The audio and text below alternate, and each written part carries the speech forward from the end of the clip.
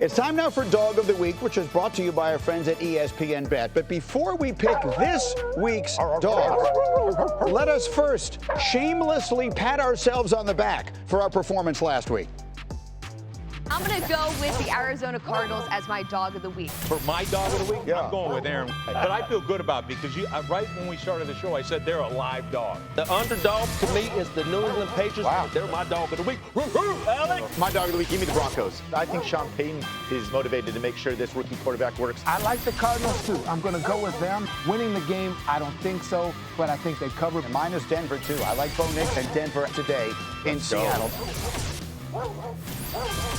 So we were perfect last week. We have a very high bar. Erin Dolan, our betting expert, is back with us. Erin, what do you have this week?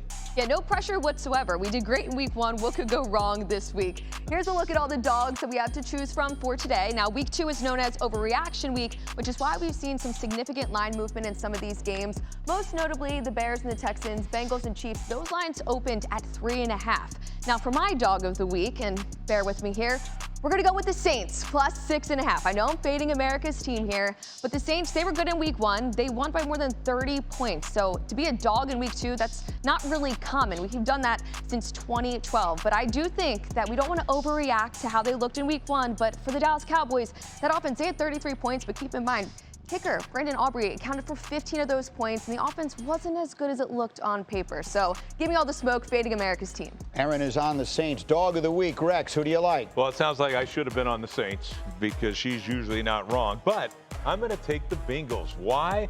I mean, look, Joe Burrow's got something on Patrick Mahomes and company. I like the game plan Lou Anarumo has always had against Patrick Mahomes, so I'm going to take the Bengals. My dog. You know, we just sit up here and talked about this matchup between the Detroit Lions and the Tampa Bay Bucks. And one thing about it, Alex, you said they lost twice. I think that they're going to be able to cover, maybe outright win this game. But my Dog of the Week is, give me them Bucks, Alex. That Lion's going to eat I'm your with Erin. dog. I'm with Erin. I like the Saints. Listen, I think this is one of the more underrated teams in the NFL. I think, again, Dallas obviously coming off a big win at Cleveland at home, but I think this is going to be kind of a defensive battle, low scoring. I like the points. I think New Orleans has a chance in this one. All right, well, I see the Raiders at 8.5. The who?